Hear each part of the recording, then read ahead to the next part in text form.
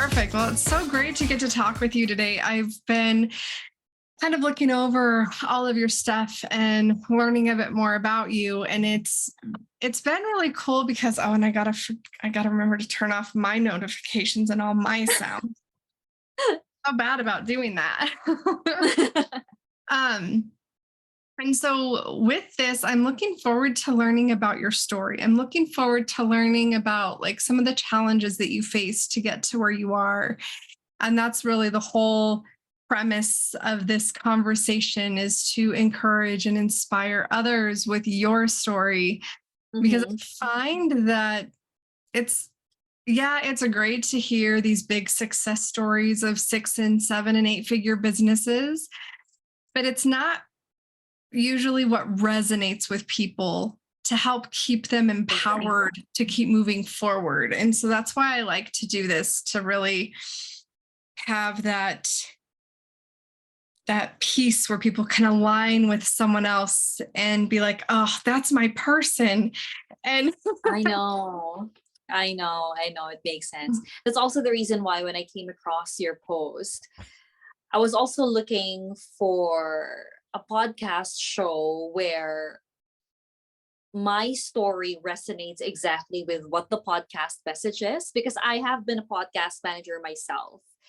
And 95%, as you said, of the podcast channels out there are like how to get your business like this and like that, anything that's bigger, anything that's brighter. But how about for those who are just starting?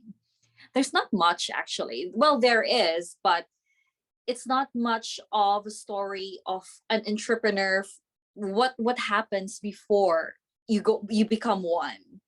So when I came or when you're trying to even get it started, a lot of them don't really, they'll share us their basic 60-second story that's been crafted really well. But most of them don't give room for talking about the specifics and being like, exactly, this is what happened. I'm really excited. Yes, I'm really excited about that part. I'm a very transparent person, and I tend to share all of those things. I remember when I was working on writing my book years ago, and I had to have conversations with our kids because I had to be like, just so you know, these are things that happened, choices I made. These are terms people might come to you and say if they read this book. And I had to be willing to share some of those things that our kids didn't know and risk losing relationships with our kids in order for me to share my story, so that it can encourage others to keep going and growing through what they're going through, what's happening in their life. And I think that's kind of where this walking with you in life, faith, and business kind of came from, because as online entrepreneurs, and I'm sure you feel this too, we spend a lot of time by ourselves. Exactly. I agree. Not a lot of people quite understand that, but they think that when you become an entrepreneur, you're like, oh, you have this tons of money and you can travel from this, you have the flexibility. Well, it may be true in some cases, but the thing is, when you're starting, especially when you're trying to build it, you're working 24/7 because you just can't keep your mind relaxed. You have, when you get started and then you have these creative juices, if that doesn't get out, it makes you become stressful, and then it ends up that you're not doing anything. You're just, trying to drive your creative juices out there, but then you end up being drained. Yeah. And then you have another thing in mind, but then because you haven't executed yet those first things that you thought of. And a lot of people think that, oh, that's easy. You could just do this, you could just do that. But no, it's not the thing. And most entrepreneurs, I would say, are very passionate with what they think they are capable of doing, such that even the tiniest details, we make sure that it's 100% of us. It's not like, oh, just have to put it out there. Oh, just have to put it out there. No, it's not. That's not a lot of people. That's not what a lot of people see. They just see this. Oh, you're an entrepreneur. You've started this. You've started with one product. You've started with one service, and that's it. But actually, it's not. Yeah, a lot of the behind the scenes isn't shown, right? We don't see, and a lot of times we see all these influencers. We don't, and wrapping our mind around the fact that they have an entire team around them because of the level they got to in their business before they started all of this. As where a lot of people and entrepreneurs want to start with the visibility before they have the means, because they're still trying to build their business.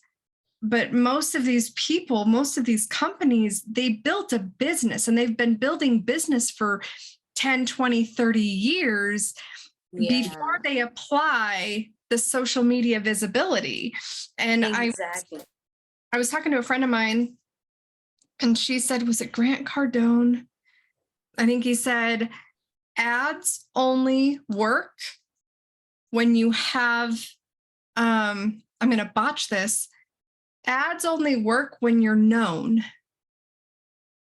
Right? So when you're a known person, when people know who you are and you start running ads, you start doing visibility, you start sharing on social media, people are only going to buy because they know who you are or because you're known by so many people.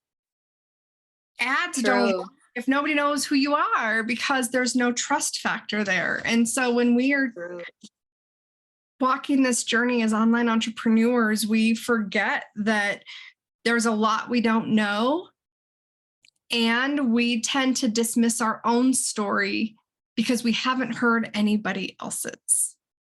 And so this podcast, my hope is, with bringing in all of these online entrepreneurs for 2023, is to help people have someone to connect, have a story to connect with beyond just the, what can I do in business to be better? It's, you're not alone because other people struggle too.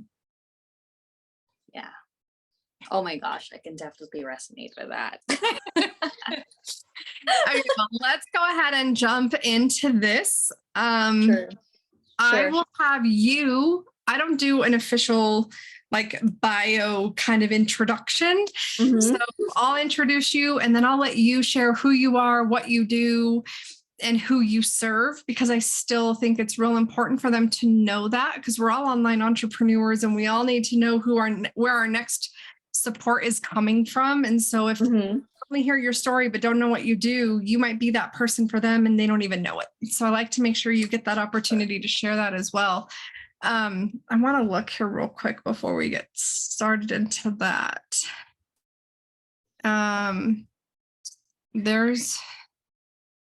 Is this it? I was looking through the stuff that you submitted and I was trying to find what the link is, if you had something that you offered for the community or no, I couldn't find it. Were you looking at my website or I'm looking in the information from the form from Calendly. When I give you the option and say, there's something you want to offer the community, I always give people an opportunity to get connected, grow their list, and get my audience into their world. And so I found something.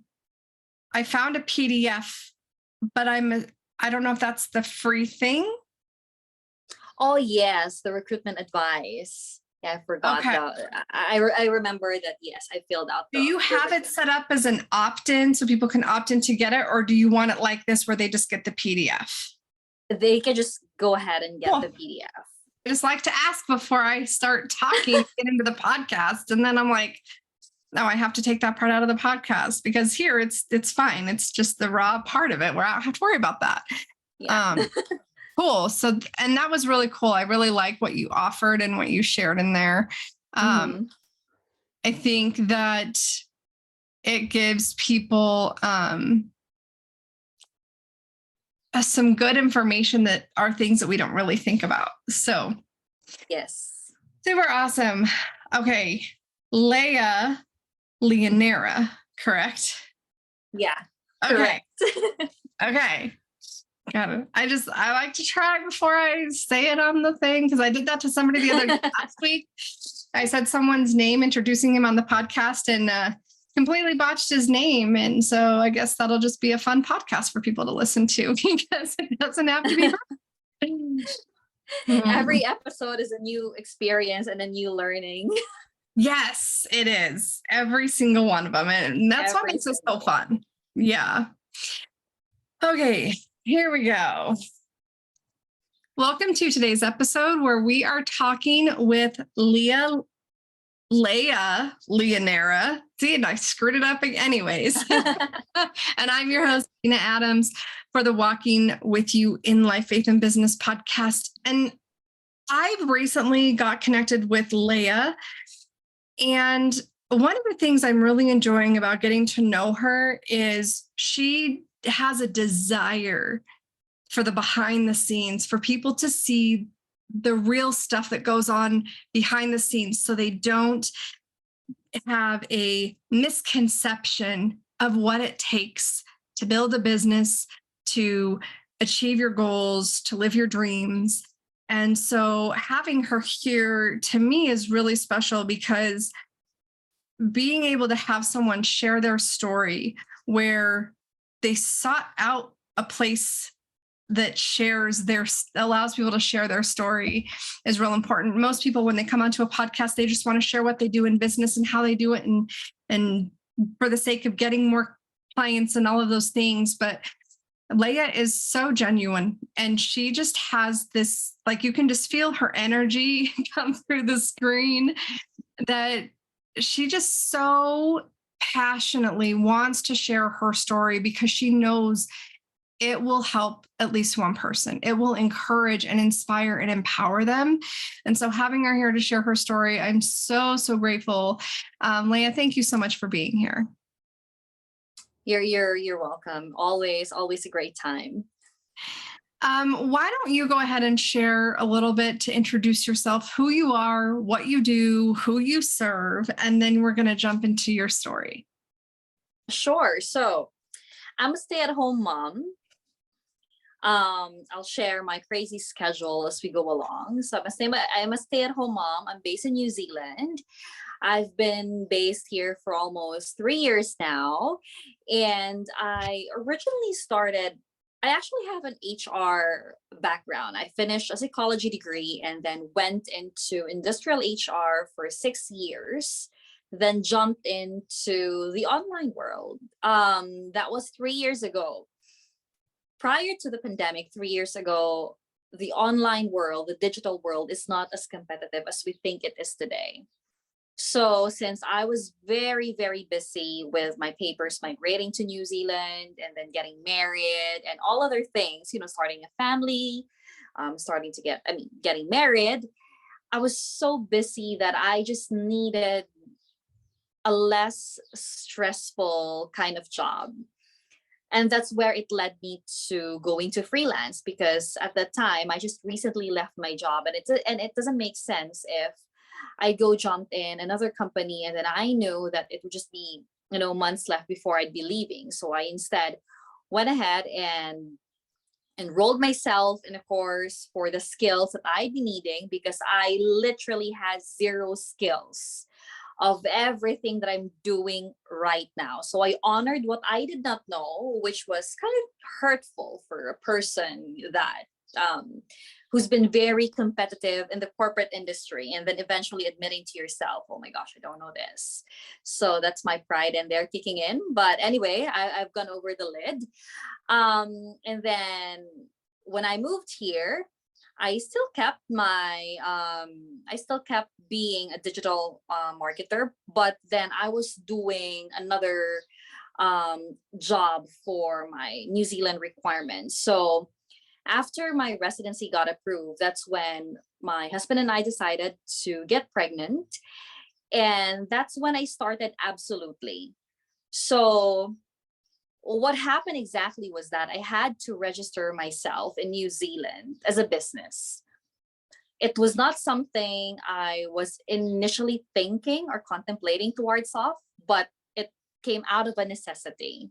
I didn't have the confidence at all. And I've always said this, that one of the, I know that my unique selling point in adding that to my service layer is partnership, because that's how I got here. And it was greatly because of my husband. You only need that one single person who would encourage you, who would tell you things that's needed and necessary, but with the end goal of for things to get better, for things obviously to be beneficial for you. And that's my husband for me. So when I started Absolutely, I didn't even have a name for it. And I thought of like, because I've been doing SEO, I know for a fact that if you put your name out there SEO wise, that would be greatly beneficial for you, because they would just have to search your name. Okay, like Lea, oh, this is what this person does. But then I realized that since I started in 2019, honoring what I did not know, and then I landed a client who I still work with for now, and offer my services to, that that client greatly helped me, that I also want to help other people through my story, that everything is possible, that you are capable, and then you can make things possible. And that's actually the message that I would want my name, my brand name, to be known of. And I was thinking, but I still want to have my, my name incorporated in it. And that's how I ended Absolutely. For some reason, my name here is pronounced as Lee, so might as well stand up for it. So that's how Absolutely, with a different spelling, came about. And then when I got pregnant, I didn't have any energy, to grow things up. So I was moving things way slowly. But for some reason, I think motherhood gives you that kick of motivation.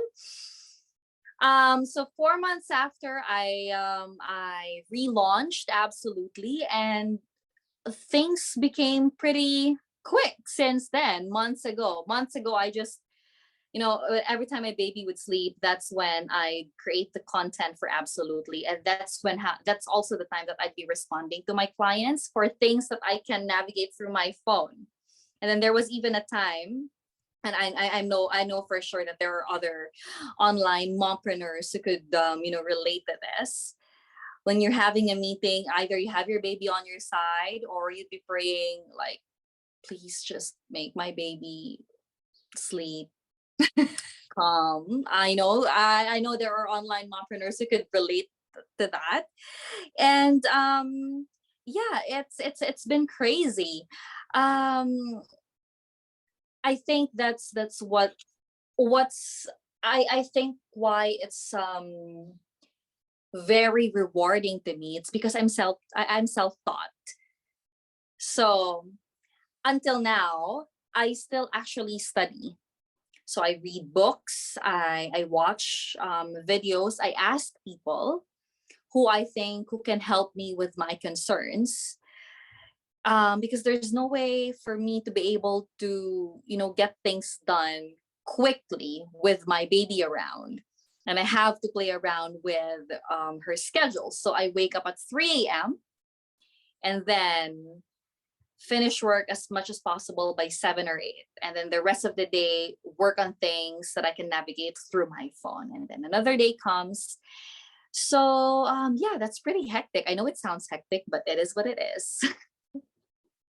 So I want to kind of go backwards a little bit about just kind of in the very beginning, right? You're talking about leaving one place, coming to a new place, and getting started in this business. And so before the business even came about, I'd love for you to share, like, what is it that brought you, first of all, to New Zealand and where you came from, and what that was like for you? Because a lot of times people are like, oh, I can't move. I can't, I don't want to move. I don't want to do these things, but I have to because life and circumstances. And maybe you can share something that helped you in going through such a big transition from one place to another, with then COVID happening and then not having a job. And what is it that first of all, was the biggest foundational piece for supporting you to get through that before you decided to move? But then, like, what was that journey like for you? Two things. One, exciting, and then the other thing, it's frightening. So my fiance then was based here in New Zealand. And then when we were about to get married, that's when I had to move here in New Zealand. But if you ask me whether the business part was already, I was already contemplating on it when I moved here, not really, because I had a different priority back then. Mhm. Um, on how was it with me moving, with transitioning from one place to another. It's frightening. At the same time I had insecurities, because I'm from the Philippines, and then I would say the online market in the Philippines is way different here in New Zealand. I had to learn the ropes. I had to do my own market research. I had to ask people. I had to join a network here in New Zealand, just so I'd be able to have the appreciation on how it is here. Like, what are their pricing points? How do they get along with clients here? Because it's way different with how I was so used to, especially coming from the Philippines, where um being being aggressive was not something, not aggressive, sorry for the term, but being assertive is not something that's very, the idea of it is not welcome very much as Mhm. compared to other places in the world. So that was my first difficult transition, I would say, because it translates a lot about my confidence. So I had to expose myself, literally. I had to expose myself physically to people, talking, getting the accent, so I'd be able to get the way of life and how it is here. And so I'd be able to translate that in the way I'd be able to deal with my clients virtually, which eventually did. And I love that you talk about that confidence piece, because a lot of times, even if you're just within the same country and you move, there's a shift in your confidence levels a lot of times because you're not around people, you don't have a community anymore, you don't have that natural support system around you. And it can really impact your ability to stay strong in your confidence level, just in everyday things like running your own household and doing the day-to-day things to care for your family, because there's so much you have to learn about a new place, not to mention bringing in, it's a whole nother culture. So learning that whole aspect of it so that you can feel like you can thrive in that space. And then, you talked about the fear, and you talked about the having the one person. And so one of the things I hope people get from this is, no matter what we do, anytime we're going to shift or change something, there is a level of fear, and that's normal. And if you don't have a level of fear of any kind, you might want to rethink what's going on, because I know I there's people out agree. there that are adrenaline junkies and all that kind of stuff, but there's still some level of, there's a fear can be very healthy at certain levels, because it helps us learn what we need, what we should be doing, what we shouldn't be doing. It helps give us a perspective of what we need to learn and where we need to grow. True. And so I love that. I really like that you were saying also that you are a learner, right? You had to Yes. learn everything new to do this Yes. business while moving to a new country and getting married and having a baby, and like there's all these ands. And a lot of people might say, well, I never had to True. do that. I never had to move to a place like that. I've always had my family around me. I've always had all these things. But within that, one thing I feel like a lot of people don't have and this has just been my experience over the years, is they don't have that one person that supports them. And when you don't have that one person that supports you, I would encourage you to do what Lea did. She went out into her community because she had the one person that supported her. She had her husband, right? You have him. And you knew you needed more in a support system. And so you went out and you found that support system. You found people, you learned about your space, you figured all that out. And so I just encourage people to do the same thing. If you don't feel that you have a support system, that you don't have that one person that supports you, I would encourage you to get out into your area around other like-minded people. You will find the support there, and that will help boost the confidence level in yourself and in running your business. I agree, because most of the time it's just us overthinking, but not really doing. So we have to get it on the ground. And that really helped me a lot, especially on understanding the language. Well, that for me is the most important part, because I know it's heavily tied up with our culture here. And I was still learning at the time. And there were quite some sensitivities that I wasn't aware of. And that also translated into the manner I converse with my clients. And it was also because of that community that I found, that I joined in, where I had the confidence to really niche down. I know that, when you're starting, when you're starting a business, it's very difficult for you to niche down, just because maybe you'd be missing this opportunity and you needed this opportunity. You needed these opportunities, but maybe you could be missing that opportunity. So I can't niche down yet. It's difficult, but if you ask the right person who will give you the perspective on where you're going or where you're heading to, that really will help you.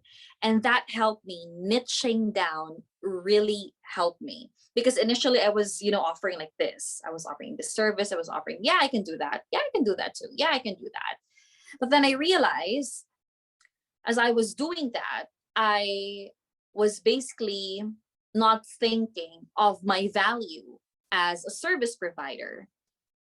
So when my husband and I were talking, my husband was telling to me, to think of the things that was really generating income, and the things that I do best at. So I had to focus on that. And it was also the same thing that I was seeing in the community.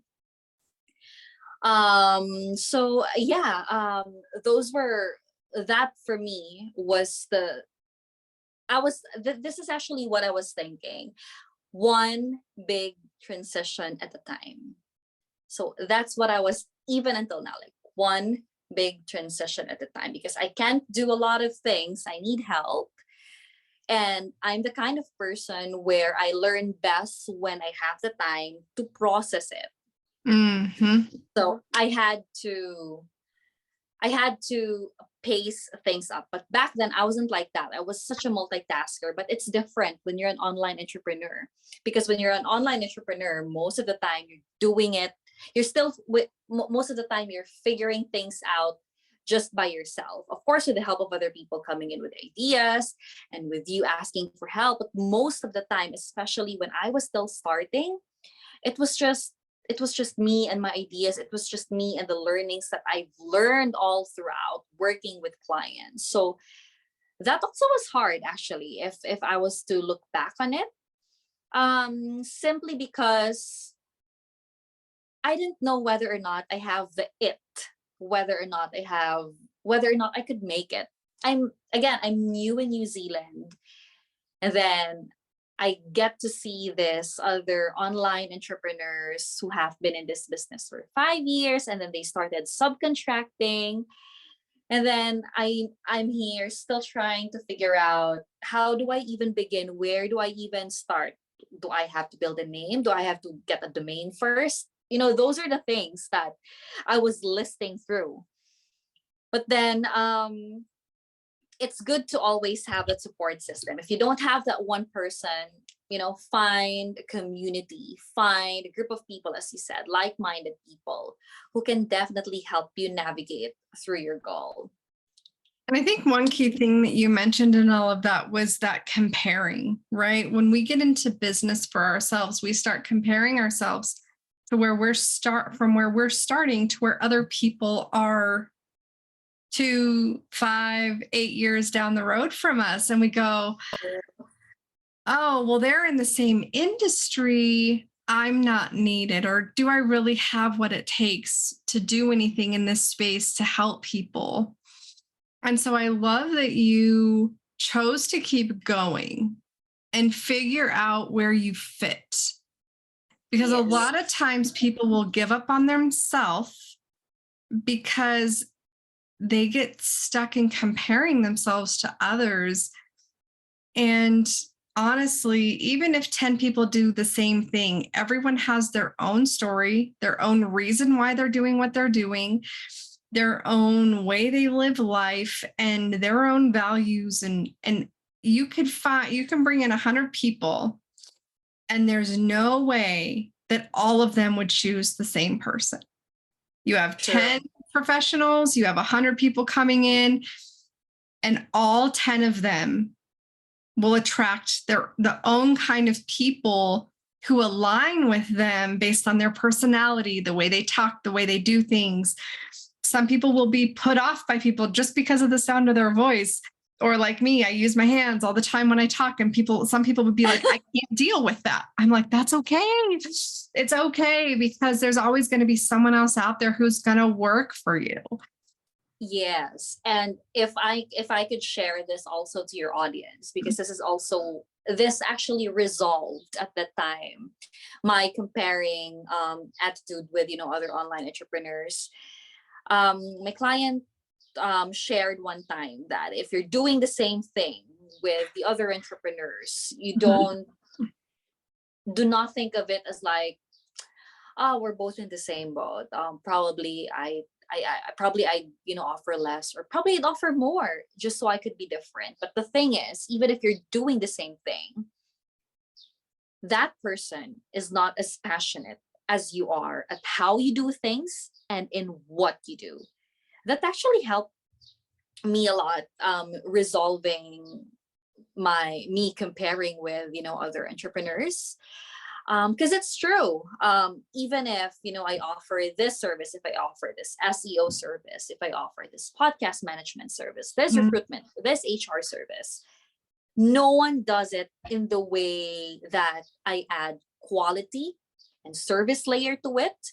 Well, as you said, we attract the kind of people that we are. So we all have that client, we all have that base that we have, not necessarily for other people or for us, but we have that one for us. So just keep going. That's really what it's difficult to keep going, most especially when things aren't great.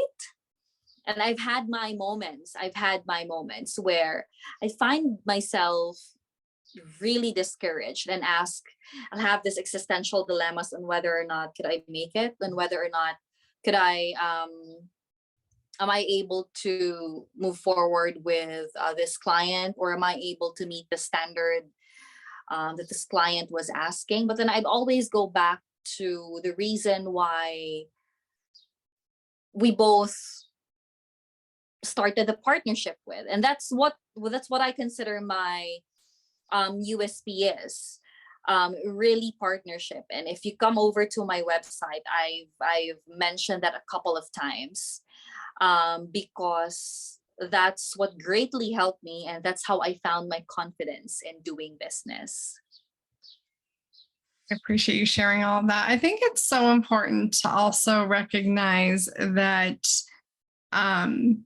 besides business, there's all the other things that are going on. And earlier you mentioned that you get up at 3 a.m. And Oh, so yeah. I want Crazy to 3 just a.m. a little bit. One of the things we hear all the time is I don't have the time. I'm too tired. All the excuses to not, instead of shifting these into a reason to. And I think it's so important that we look at our families and go, they're the reason why we actually start businesses most often. We want to help provide for our families. We want to run a business. We have an expertise we want to share with the world, or we learned a skill so that we can serve others and help provide for our families. And then we get into this space of being a solopreneur. We're the only one. We don't have a brick and mortar location where we have all these different departments and everyone in every department does their thing. We have one business. We are it. And not only do we have to share our expertise with our clients, we then become the marketing department, the advertising department. We are the finance department. We are the PR department. We're the technical department. We're the web developers. People don't realize that these are all the things, the social media and the content. Like we don't take time to take inventory of our responsibilities because we got into business to generate revenue, to provide income for our family. And then we say, well, I'm too tired. I can't get up at 3 a.m. in order to work before my kids get up because I have to stay up so late for blah, blah, blah, whatever the reasons. And I understand. We've raised 5 kids. I've been an entrepreneur most of my life, even outside of working other jobs. And there's a piece where there's a moment where you decide, am I willing to do this? Right? You ask yourself, am I willing to get up at 3 a.m. to do these things? And so I'd love for you to share with us what it was like for you coming to, what is it that got you to the decision that I'm going to get up at 3 a.m. so I can get most of my work done by 7, so everything else can get done on my phone, around all the crazy schedule, around all these other things. And not only what brought you to that decision, also what fuels that internal motivation to keep doing it? So let's go back first to, I'd like to start off with what's the internal motivation. I think it's easier if I address it that way. Well, financially, I'd be very honest with that. I dislike the feeling that I'm not able to provide. Well, I'm not a provider, but what I meant is I dislike the feeling that I'm not able to help financially. I didn't like that. It's such a displeasure for me that I know that being a mother is great, and I enjoy my time that I get to stay at home. I get to earn. I enjoy that. I get to see the milestones of my baby first, because we didn't enroll her to kindy or daycare. But as a person, I needed that, probably because that's what my orientation was when I was in the corporate world. I was such an achiever when I was working in the corporate, and largely of it was because I had a goal back then to be able to buy a house for my mom. And I needed that revenue for me to be able to buy that house for my mom. And I was so used to that feeling that when it was taken away from me because I had to give birth, I became a mother. I was happy being a mother, but then when my baby is asleep, that's when my mind goes, what am I going to do with my time that when I'm idle after I do the household chores? And then you get to see the things that are possible for you to experience as a family. But then these are the things that we have to live within our means. And I know that I can help because I had this back then when I wasn't, relaunching absolutely yet. I had that idle time and I had all these ideas. I just don't know whether or not it could fit in my schedule. So that's the internal motivator for me, really financially, because I wanted us as a family to experience more. I'm grateful for where we are. I'm grateful for what we have.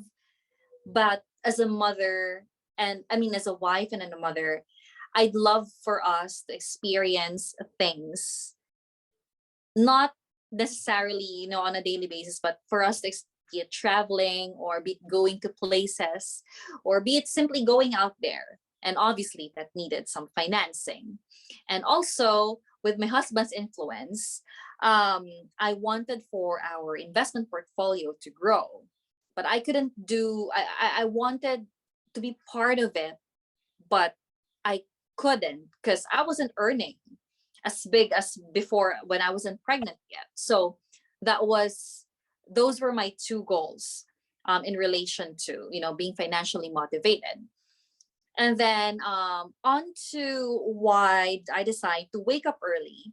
Back then, I would have to deliver service to my clients by working at night. So that's when my husband would come home, cook dinner, and everything else is settled. So my husband could take care of the baby while I do my stuff. That's at night. But when my baby hit around 6 or 7 months, and that's when she started cruising, that's a whole new level of parenting. That by the time that it's at night, I'm so tired. I would just end up opening my laptop, opening the computer, and then spend 10 to 15 minutes, and my eyes, even with a coffee on, oh my gosh, I had to doze off. I dozed off for a few minutes, but then it ended up I woke up in the morning already. So I said to myself, you know what? I have to adjust. I initially didn't really want to work. This is a fact. I didn't want to work. I didn't want to, I didn't want to wake up early, 2, 3 a.m. because I want to wake up at 6 or 7, the healthier ones, I'd say. But then that's the only time that things are within my control because my baby is asleep. So I have that such huge window time that I'm able to do a lot of things, even quite a few of household chores, but really most of my client work, that I don't have to worry with what I have committed to them after 7 or after 8 a.m. because I've done the important things, at least for them to be able to navigate their business too. And so that's how I ended up with it. That's the only time that I have things within my control. So that's really it for me, I think. When your baby starts go to bed at night. So that's around 8 or 9. And so when you're saying this, one of the things that stuck out to me was you had to choose to adjust, right? An adjustment had to be made.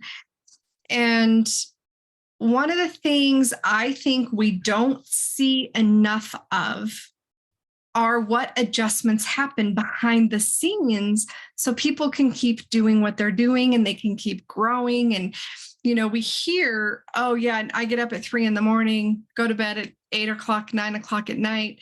I get all this work done in this 4-hour time period. And people will go, yeah, that's great for you.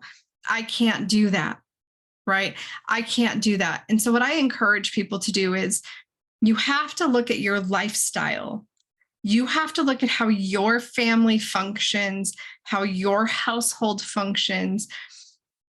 I used to only work at night. And most of my family doesn't even know this. But I would, after everybody was asleep, I would spend 2 to 4 hours at night working. Mm-hmm. Everybody, so that's what, like around late 10 late night to Yeah, so like 10 at night till 2 in the morning, I would sit down and work. I would go to bed, get up with my family, get everybody off to school, do all the things, clean the house, do all that stuff, volunteer, run the errands, take a nap during the day to get some more sleep.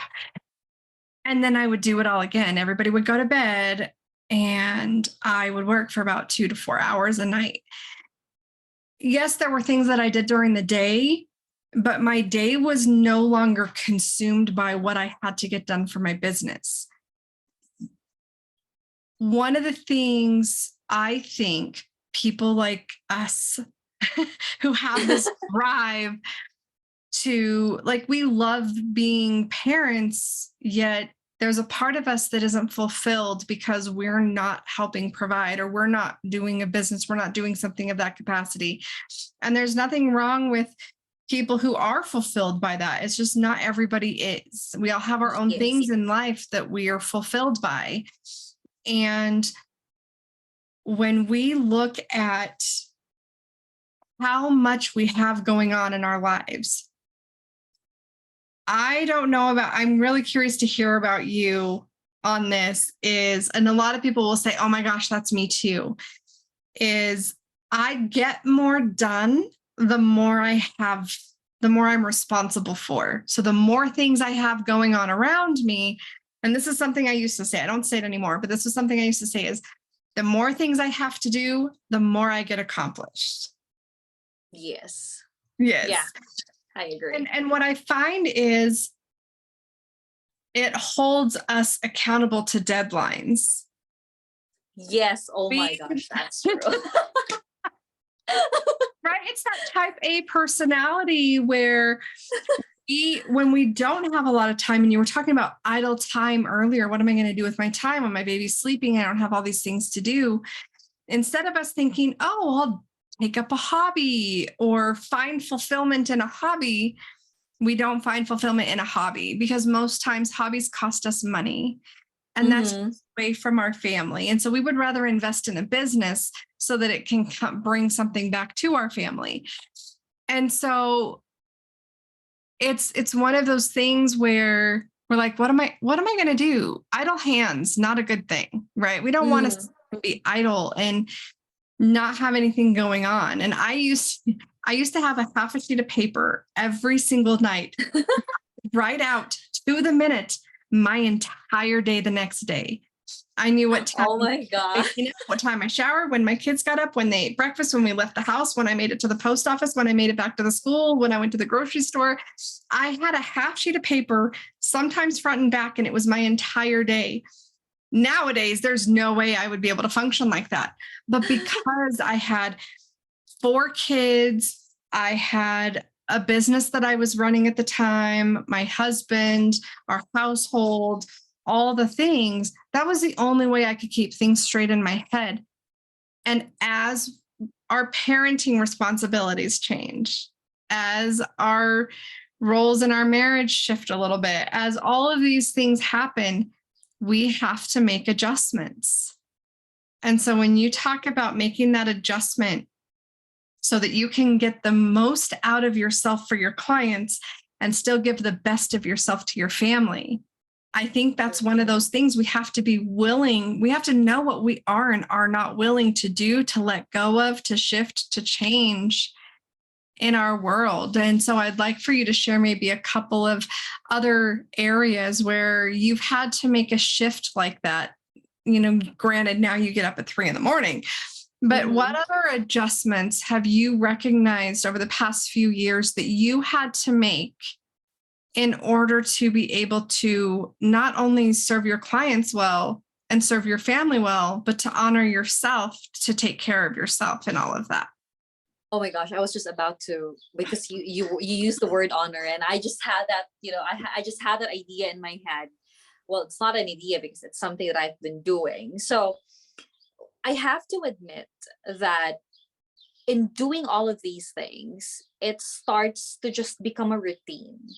And it's true that we get to this certain level in our marriage, we get to this certain level in our family where I'd end up telling to my husband, "Oh my gosh, it's been a while since we've done this. Be it like just having dinner with just us together, or having coffee with conversations not involving our daughter, but conversations of something else."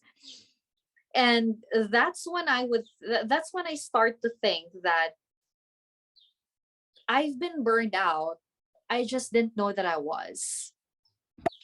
And that's something that not a lot of people, especially, online, I mean, for those people who are running their business at home, especially, that's something that we know that we are, but not fully acknowledged to it. So I read this because I'm reading a book about manifestations, to keep myself sane with all the things that's been very hectic recently.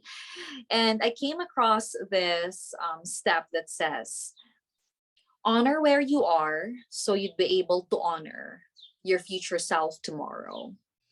And recently I've been, for some reason, well, it's not something usual for me, but this is, I think, in my 3 years as being a freelancer and running my business, I think this has been my busiest December so far, the busiest holiday month I've had so far.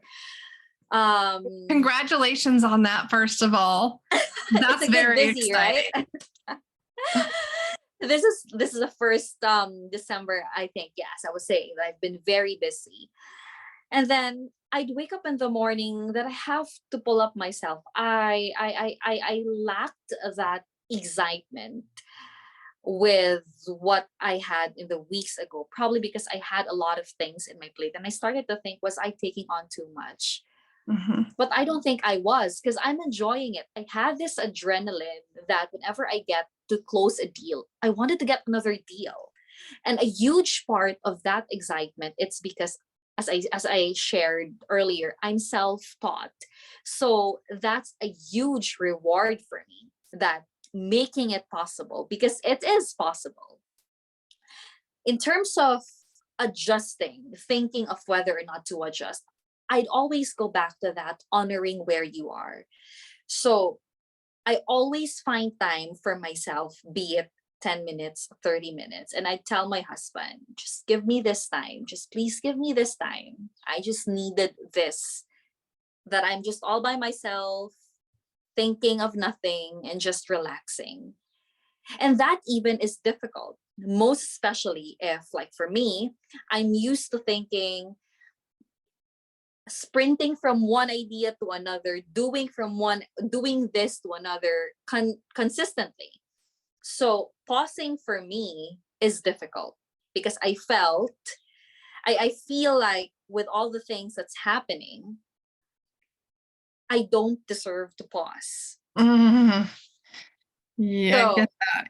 that's difficult for me. And every time I'd end up realizing that, I'd always be confronted of, why do I end up thinking like that? And it's because of the internal motivator that I have, finances. Because I was thinking, I'm not earning as much as my husband. I'm not earning as much as I'd like to. Well, not yet. And then my husband would tell me that he's the provider and we are okay. We're not even, I mean, we are okay. But Mhm. if that's your 100%, it doesn't matter of how much it is, because it's your 100%.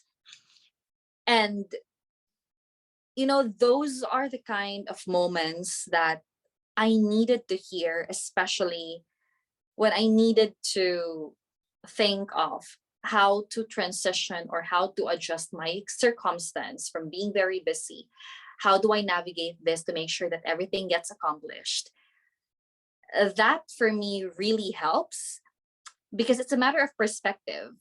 And I'd always go back to honoring where I am. So I always make sure that when it's my husband's day off, I'd always go out and jog, because I get creative when I walk and when I'm one with nature. So I needed that. I needed that breather. And that's how I would honor myself, by giving self-love. And then also, if when my baby's okay, or when she's in the mood, that's also when I find time to really exercise. Not because, well, of course, of getting fit, but mostly of what it does after. So that's how I honor my present, so that I'd be able to serve my clients well. Well, not just my clients, especially my husband and my family. I think it's so great to recognize that you pointed out a couple of things that I want to touch on wrapping up on this, but you mentioned that you told your husband, I need this time. Please just give me 30 minutes. And what I don't think people realize is that's setting a healthy boundary. And when you have healthy boundaries in a relationship, it actually helps improve the relationship. It And so does. not only are you taking care of yourself and honoring yourself, but you're also respecting him and setting a boundary that keeps instances from happening where, one, he's not going to bother you because you asked for the time. So you're not going to have interruptions. So you're not worrying about interruptions. He knows you're taking your time to do what you need to do. So he already has the expectation that if something comes up, I'm taking care of the baby, I'm taking care of all the things. So he's already present there. That eliminates so many arguments and so many challenges that people have. And so that's amazing. And I love that you do that for yourself. The other thing you mentioned was you believed at one point you don't deserve to pause.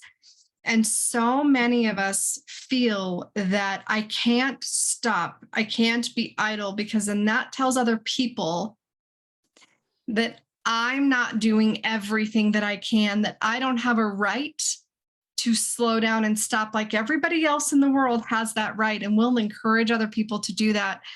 Yet it is sometimes challenging for us to do for ourselves, because we get too in our heads and think, what are other people thinking of me? When other people are probably thinking, oh my gosh, I'm so glad she finally took a break because she needs it. Right. And so Right. we have to remember that we are our own best advocate, or our own biggest obstacle. Mm-hmm. I agree. This has been such an amazing conversation. Thank you so much for being with us today. I do want to share that you have a free offer. It's any way you guys want to get connected with Lea. Her stuff is all going to be in the description of this episode. And you can also download her free recruitment advice sheet. And it does have some great information and easy tips and things that are in there for you, that I think if you're listening to this episode, go ahead and grab it.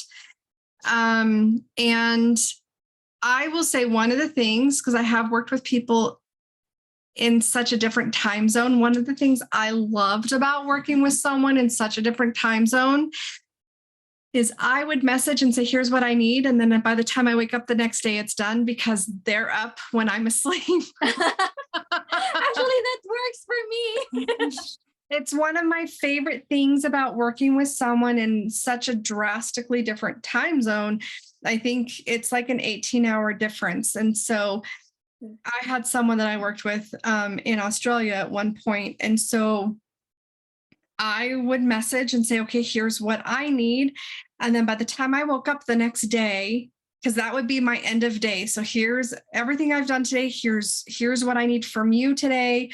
Then at the end of their day, they would message back and be like, okay, here's everything I did. Here's questions I have for you. And so it was a continuous circle of constant activity, as opposed to working with people in your own time zone.